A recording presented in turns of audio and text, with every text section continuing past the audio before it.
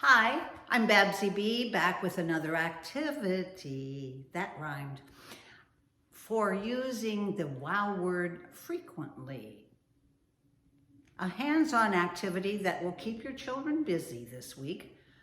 Have your child cut out pictures of some things that are frequently found in a house, but not in every house. Your child might also identify pictures of items that are frequently found, but not always, in other places, such as in a vehicle or in a kitchen,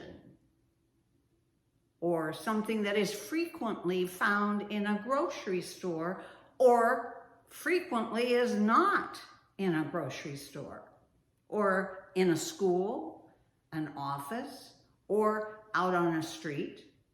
And then cut out pictures from magazines or draw pictures and put them on a piece of paper and write the location of where those items are frequently found or frequently not found.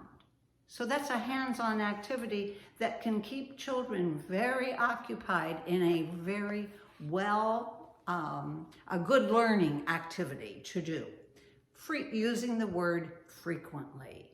Come back for more activities for using wow words to build your child's oral vocabulary. Listening in order to speak those words. Bye-bye.